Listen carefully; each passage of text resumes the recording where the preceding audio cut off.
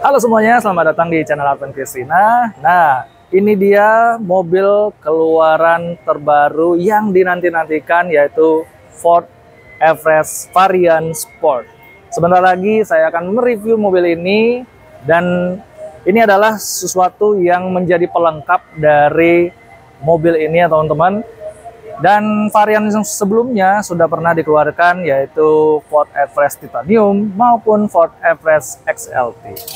Simak terus video ini, inilah review first impression dari Ford Everest Sport.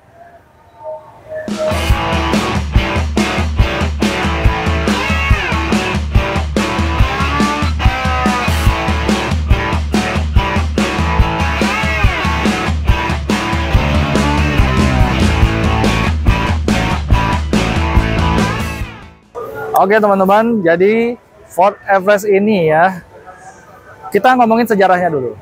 Untuk Ford Everest pertama kali meluncur di dunia itu pada tahun 2003. Nah, pertama kali meluncur di mana? Di Thailand pada tahun 2001, dan kemudian meluncur di India itu tahun 2003. Sedangkan Ford Everest sendiri dia meluncur ke tanah air, yaitu di Indonesia itu pada bulan September 2001 teman-teman.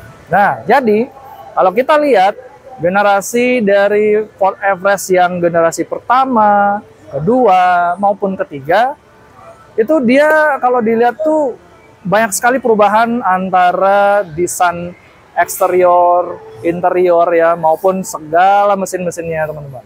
Oke, kalau kita bicara soal Ford Everest yang di samping sini ya, ini adalah Ford Everest Sport ya. Jadi ada varian di atasnya maupun bagian paling bawah. Ini kalau bisa dibilang varian yang middle gitu. Kalau varian atas itu dia namanya Ford Everest Titanium.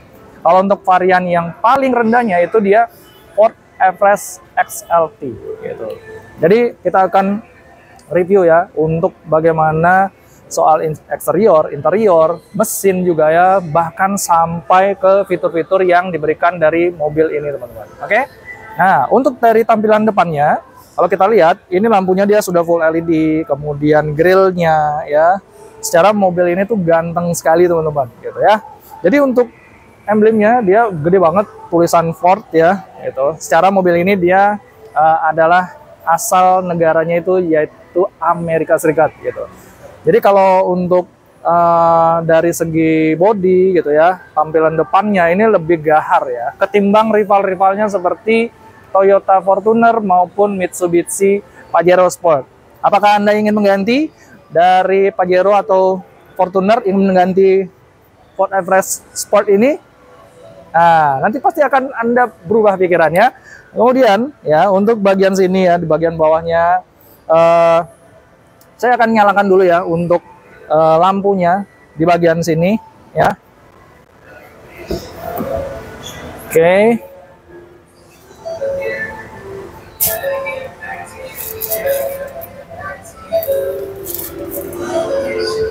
Nah, tuh, lihat kan? Kalau kalian bisa lihat, itu tuh dia lampu halogennya. Nah, enak banget tuh, terang banget. Tuh. Jadi kalau dari segi lampu, dia itu benar-benar terang banget ya. Eye catching banget gitu.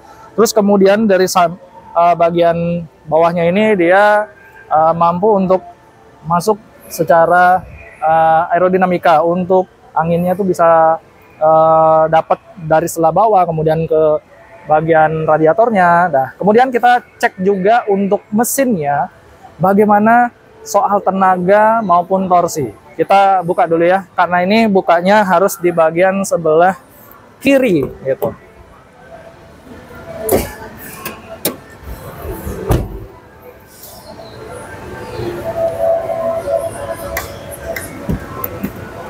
Wih, berat sekali nih teman-teman. Nah, jadi ini belum pakai ini ya, hidrolik ya teman-teman. Oke. Nah, di sini dia siap. Oke. Nah, inilah layout mesinnya teman-teman dari Ford Everest Sport. Nah, tenaga yang dimiliki itu sendiri yaitu berkisar 170 horsepower, dan kemudian torsinya 405 Newton meter. Nah, tenaganya itu disalurkan ke bagian roda belakang atau rear wheel drive karena mobil ini dia berpenggerak 4x2. Gitu. 4x2 lah gitu. Oke. Jadi layoutnya seperti ini, dia turbonya ada di sini ya. Untuk bagian pengecatan ya, di sini juga ada perdamnya, dia sudah lengkap. Kemudian sayangnya sih dia belum ini ya, belum pegas gitu. Kalau pegas sih lebih enak gitu. Jadi masih pakai ini. Pakai apa namanya, sangkutan besi gitu ya. Kemudian ada washer fluid, kemudian ada cairan-cairan yang lainnya gitu ya. Ini tuh mesinnya tuh tingginya segini nih, segini saya, sepinggang. Ada. Karena tinggi saya 178 cm, jadi tinggi banget ini gitu. Kemudian inilah layout mesinnya, dan ini rapi sih ya. Kalau kita lihat dari pengecatannya gitu ya. Kemudian perdamnya juga ada gitu ya. Ini jadi pengen rasain sih rasa berkendaranya seperti apa, tapi sayangnya ya ini masih dalam unit displaynya gitu. Oke. Nah, jadi itu aja teman-teman ya untuk dari mesinnya gitu ya. Nah. Jadi kalau kita lihat ini tuh gahar banget ya, dari depan, kemudian dari belakang. Nanti kita akan cek dari samping bagaimana ya. Soal dari perlampuan gitu ya. Nah, ini lampu di spoiler di sini juga ya, dia kecil gitu, nggak terlalu membentang dari kanan ke kiri gitu ya. Kemudian nih lampunya sudah full LED bagian kiri maupun bagian kanan teman-teman ya. Nah, jadi kalau kita lihat, kita hidupin lampu sennya ya teman-teman ya. Lampu sennya,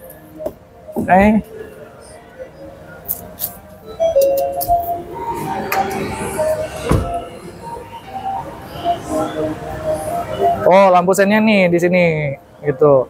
Terus ini lampunya tebal banget itu, keren banget ya. Sampai sini gitu. Di sini nyambung, di sini putus-putus gitu. Keren sih, cakep gitu ya.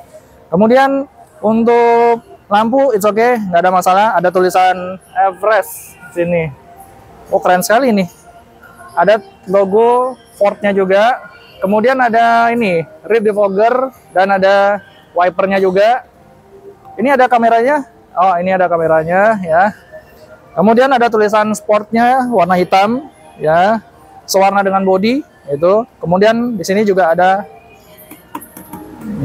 bantalannya lah, tapi ini keras sih. Ada corner sensornya, ada 4. Kemudian ini lampunya. Nanti kita coba ya lampunya. Atau enggak kita coba aja ya. Kita coba aja. Ini kira-kira hidup nggak?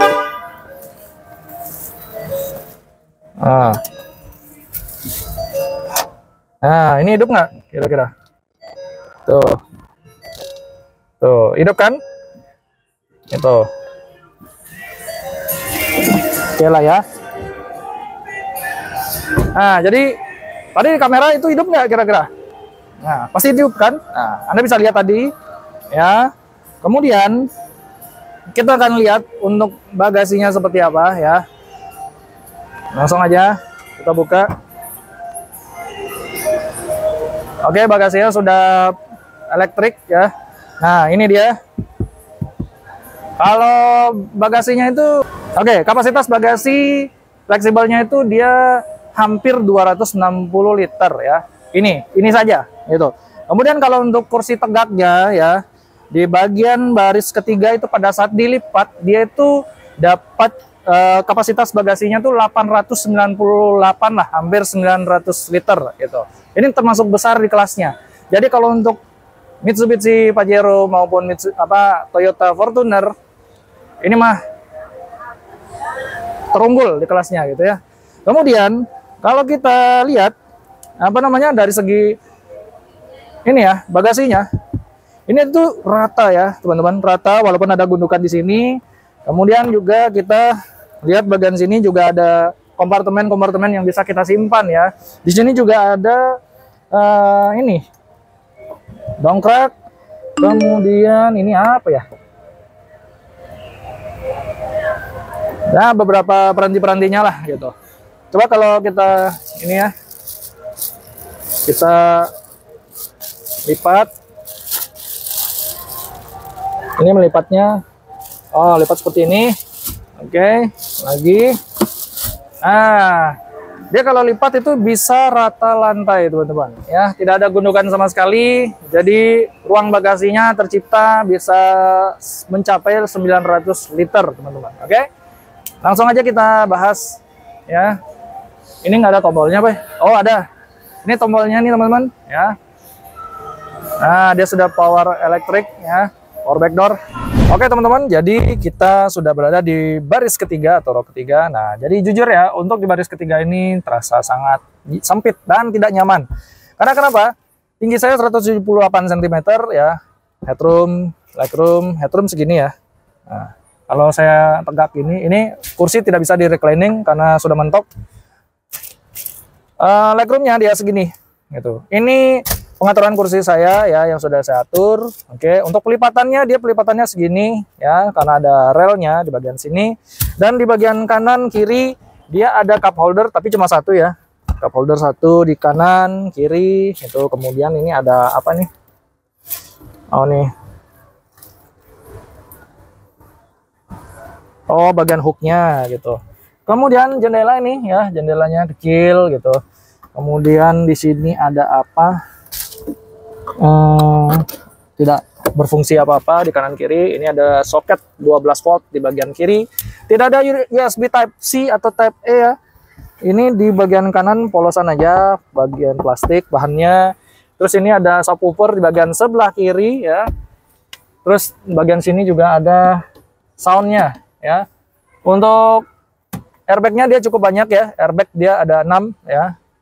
Pilar A, pilar B maupun pilar C. Kemudian ada ini hook ya, hook gantungan, AC double blower bagian sini, ini ventilasinya di bagian atas ya. Oke, terus ada lampu di sini ya, lampunya sudah apa full LED warna kuning itu. Oke, itu aja sih, nggak bisa kita berharap banyak untuk duduk di bagian belakang. Terus sekarang kita akan bahas di bagian baris kedua. Wih, oke, kalau kita naik ini harus pegangan dulu handlebarnya. Nah, naik sini, udah, ini cukup licin nih bagian footstepnya. Jadi hati-hati aja, ya. Oke, ini kita tutup. Nah, bukanya itu tuh gampang banget ya. Dia ada pembukaan di sini.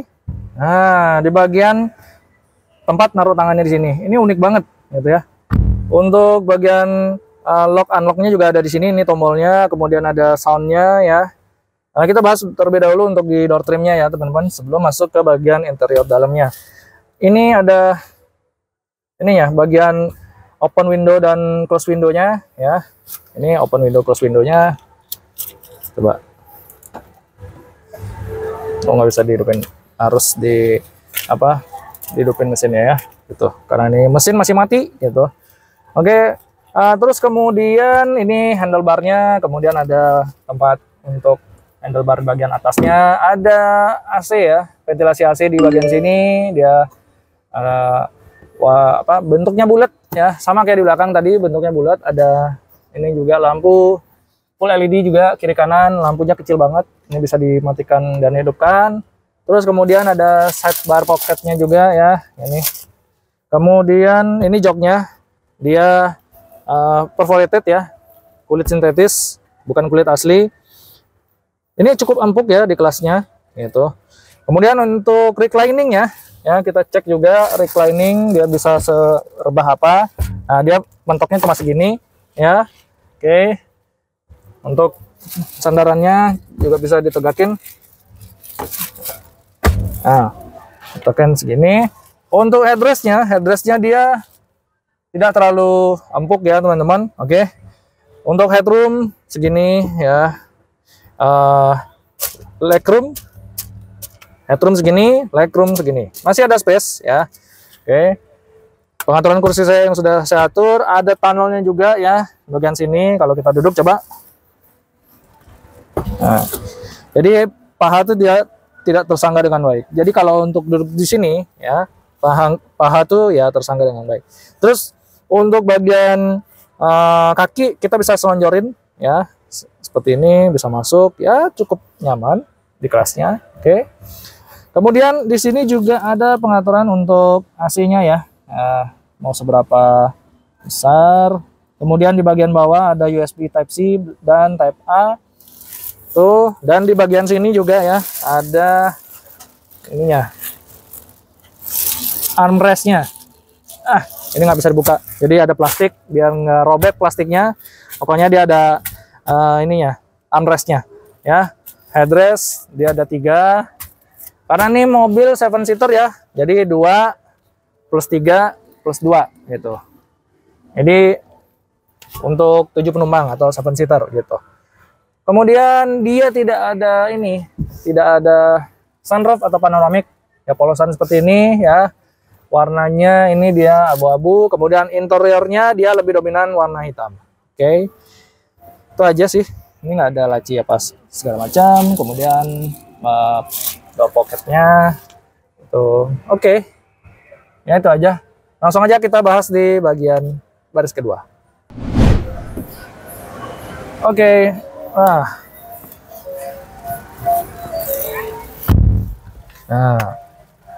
sekarang kita sudah berada di bagian baris pertama ya, gitu. Oke. Ini tuh kursinya sudah elektrik ya, teman-teman, gitu. Bisa maju mundur gitu ya. Secara elektrik gitu. Terus bisa ini juga ya. Nah, bisa direndahin juga seperti ini gitu. Kebetulan kursinya belum di setel ya. Nah, jadi seperti ini. Ini tingginya tuh tinggi banget ya, teman-teman. Tuh. Recliningnya juga bisa secara elektrik. Nah, seperti ini. Jadi kalau untuk duduk di bagian sini ya, kalau misalnya kita bawa ke atas gitu ya, tuh dia atasnya tuh sampai sini, kayak jomplang gitu loh teman-teman ya, gini. Jadi kap mesin tuh dia kelihatan itu. Kalau untuk duduk seperti ini sih speedometer nggak bakal kelihatan ya gitu, masa harus duduk gini gitu. Headroomnya juga dikit gitu ya. Ini terlalu ketinggian menurut saya gitu. Nah, harus direndahin seperti ini, sip gitu. Majukan lagi, gitu. Oke. Nah, kursinya juga cukup empuk sama di baris kedua ya. Dia perforated, kulit sintetis ya. Terus untuk door trim dia ada soft touch-nya di bagian sini, kemudian di bagian sini. Terus bagian sini juga ada wood panelnya, lock unlock-nya, kemudian untuk pelipatan spion, power window ya. Kemudian pengaturannya di bagian sini. Untuk buka juga sama di handlebarnya di sini ya. Tuh bagian sini. Oke, unik. Nah, oke. Ventilasi dia bentuk vertikal seperti ini ya, teman-teman. Untuk setirnya dia bulat sempurna, ada 3 spoke ya, seperti ini. Ada tulisan Ford. Untuk bagian kanan sini dia terintegrasi untuk bagian multimedianya. Kemudian bukan untuk ini bagian instrumen cluster. Kalau untuk bagian sini dia masalah di multimedianya gitu. Oke. Terus untuk bagian sininya lampu sen di bagian kanan ya. Untuk wiper dan kawan-kawan di bagian kiri gitu. Oke. Apakah setir ini dia bisa teleskopik dan tilting? Kita coba aja ya guys ya. Nah, dia tilting bisa, teleskopik ya bisa. Wow. Ini teleskopiknya lumayan ya. Dia dalam banget jangkauannya gitu. Jadi jelas seperti ini ya. Dia tilting teleskopiknya belum elektrik, dia masih manual. Dan kemudian untuk bagian konsol di tengah sini dia ini ya, dia 6 speed percepatan ya teman-teman. Kemudian ada parking brake-nya, kemudian di sini juga ada traction control, ada parking gininya. Kemudian di sini juga ada penyimpanan konsol kecil banget untuk naruh koin juga bisa. Di sini untuk naruh HP juga bisa ya. Kita coba. Nah, benar. Untuk naruh HP cocok gitu kan. Terus kemudian wireless chargingnya ini di bagian sini. Nah, wireless chargingnya di sini. Ada USB Type-C, Type-A ya. Ini dia solid banget ya. Untuk multimedianya dia berukuran sekitar 10 inci ya, 10 inci gitu. Bukan 12, 10 inci gitu. Kemudian ada passenger airbag, ada di bagian sini. Kacanya dia masih day and night, bukan elektrokromatik. Kemudian ada sensornya, ada radarnya bagian sini di atas. Dan sun visornya dia sudah ada ininya. Oh, nggak ada. Oke, bagian sini juga sama. Tidak ada lampunya ya. Tuh. Dan ini juga ada kacamata ya, tempat kacamata. Terus oke, untuk bagian sininya ini lampu sudah full LED ya. Coba kita lihat. Oke. Nah, lampunya warna putih, dia berbeda dengan warna di belakang, di bagian belakang warnanya kuning kalau di belakang, kalau di bagian depan dia putih ya. Putih. Oke. Terus kemudian apa lagi? Oh ya, di sini konsol penyimpanan bagian sini ya, dia tidak terlalu cukup dalam, ada bantalannya. Oh ya, ini ada partisinya ya teman-teman. Ini partisinya kita bisa taruh sini. Nih bagian sini.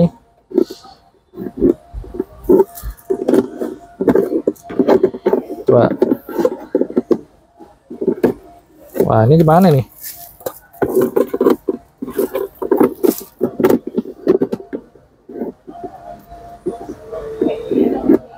Oh, sini. Ah, gitu. Di bagian sini, gitu. Kemudian ada USB, bukan USB. Soket 12 volt. Tapi sayangnya nggak ada USB nih, gitu. Nggak ada USB A, USB Type C, gitu. USB Type C sama Type E-nya di bagian sini, gitu. Terus untuk multimedianya, coba kita hidupkan, dia push start engine button, ya. Bagian sini,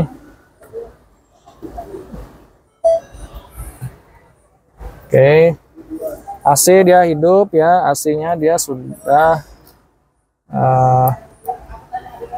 dual zone. Nah, oke teman-teman. Nah, jadi untuk tampilan layarnya itu seperti ini ya. Nah, tampilan utamanya. Jadi untuk AC dia bisa diatur di bagian sini, touchscreen ya. Untuk tombol-tombol fisik juga AC-nya tersedia juga. Ada tombol hazard ya.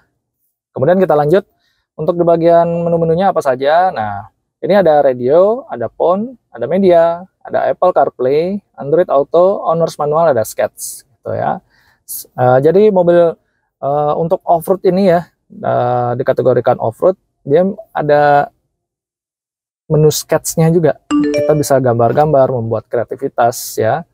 Tuh, oke, kita warna putih misalnya kayak tanda tangan gini, tuh keren, canggih gitu.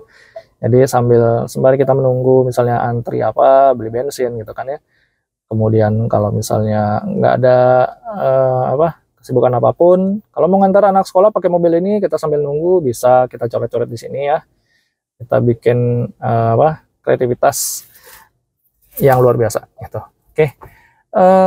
Terus kemudian ini ada menu-menunya lagi, cuma itu aja sih ya. Nah, di sini juga ada auto hold-nya, controls-nya, kemudian settingannya, driver assistant.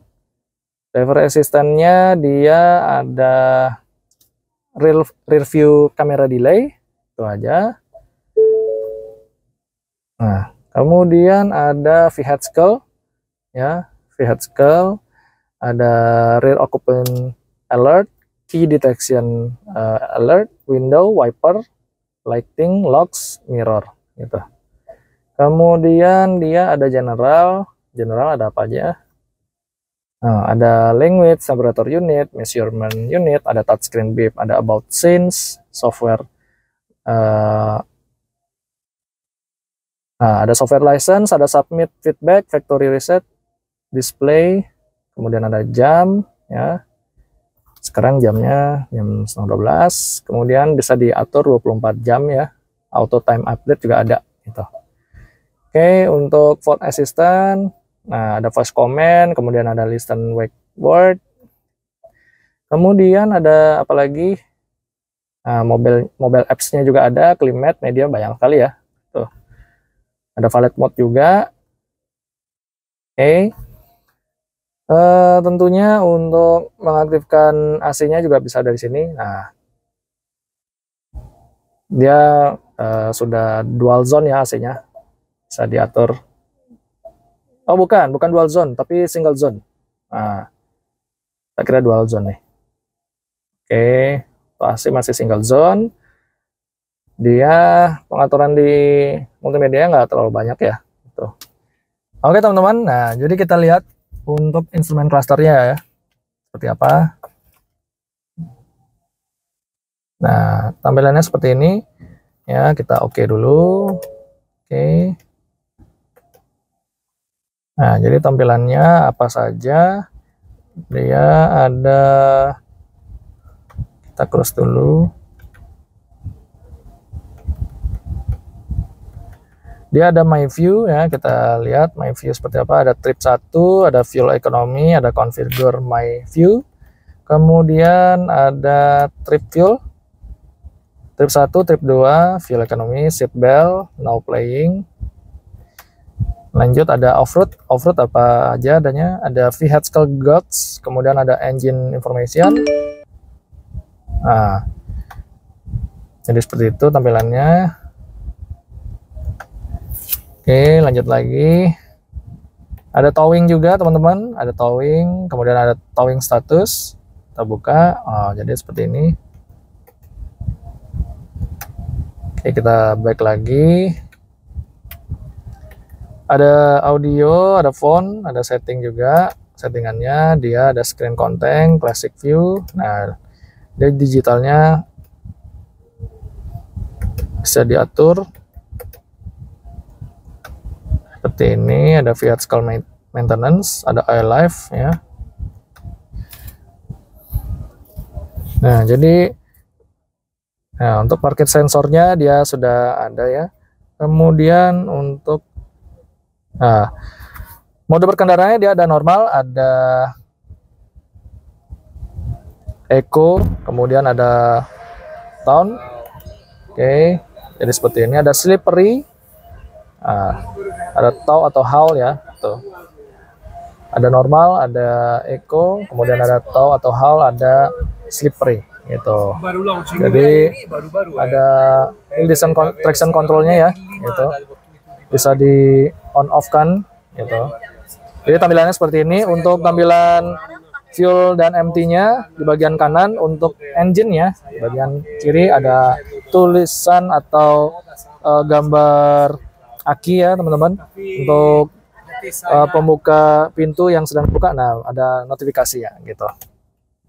Di tampilan seperti ini ya teman-teman. Terus kemudian ada ininya juga ya, berapa kilometer yang ditempuh, kemudian suhu di luar mobil, kemudian ada transmisi otomatiknya ya, ada PR, N, D, M gitu. Jadi untuk kilometernya juga, odometernya ya maksud saya, dia ada 11,7 km tercatat gitu. Oke, untuk mengenai bannya ya, kita lihat dia tuh bannya sama dengan warna peleknya ya gitu, dan sebaliknya juga gitu. Untuk peleknya desainnya juga bagus gitu ya. Spoknya ada 6, 1, 2, 3, 4, 5, 6. Kemudian ada logo Ford-nya, dan bannya sendiri juga dia memakai ban merek Goodyear Wrangler ya. Dan untuk ukurannya dia memiliki ukuran 255 55 ring 20. Oke, untuk ban sebesar ini dia cakep, dan peleknya juga sangat pas juga ya. Untuk over fendernya dia seperti ini desainnya, sehingga cocok sekali dan terlihat kesannya tuh sporty banget dan gahar juga ya teman-teman. Oke teman-teman, jadi nah untuk buka pintu bagasinya dia itu bisa melalui kunci yang ada di sini ya. Nah, untuk kuncinya dia seperti ini ya, dia dapat 2 buah ya, seperti ini. Ini bobotnya lumayan agak berat ya. Ada tulisan Ford-nya juga di bagian sini. Tuh. Oke. Nah, untuk buka pintu bagasi dia bisa melalui bagian remote-nya di sini. Ini ada tulisan 2 kali ya. Kita pencet 2 kali untuk membukanya. Nah, dia sudah power back door ya teman-teman. Tuh. Oke. Nah, untuk menutupnya dia sama juga menutupnya dengan cara tekan tombol 2 kali bagian sini. Oke. Ya. Jadi sangat ringkas banget teman-teman. Nah, dari segi desain kuncinya ya, ini keren banget ya, warna hitam, terus kemudian ada aksen chrome-nya di sini ya. Untuk ini membuka bagian pintu mobil dan menutupnya. Lock unlock-nya juga tersedia. Oke teman-teman, nah, jadi kita sudah mereview ya first impression dari Ford Everest Sport. Nah, jadi mobil ini dia memiliki segala fitur-fitur yang melimpah ruah ya, baik itu dari segi interior maupun eksterior, dan kemudian tenaga mesin yang luar biasa ya. Apakah Anda patut untuk mempertimbangkan mobil ini untuk Anda memilikinya? Nah, mungkin kalau misalnya Anda mau mengganti dari yang punya Mitsubishi Pajero Sport atau Fortuner, mau ganti ini silahkan saja gitu ya. Kalau untuk harga, dia itu cuma hanya ada satu varian saja. Harga untuk OTR Bali-nya sekitar 850 juta ya teman-teman. Untuk varian warna ya nanti mungkin saya akan kasih ya untuk di bagian bawah sini ya, atau di atas ini ya. Oke, untuk pemesanan ya kalian bisa langsung datang maupun dari luar Bali ataupun di Bali sekalipun ya, bisa kalian datang ke dealer Ford yang ada di Bali. Untuk alamatnya di bagian sini, bawah sini ya. Oke. Nah, untuk nomor sales konsultan juga saya akan kasih di bawah sini. Oke. Oke teman-teman, terima kasih untuk hari ini ya. Kita sudah mereview dari first impression dari Ford Everest Sport ya. Jika Anda belum berlangganan subscribe, jangan lupa subscribe, like, komen, share video ini ke teman-teman kalian semua, dan jangan lupa hidupkan tombol loncengnya supaya Anda bisa mendapatkan video review menarik dari kita. Terima kasih teman-teman yang sudah menyaksikan hari ini. Sampai jumpa di video review kita selanjutnya. Bye-bye.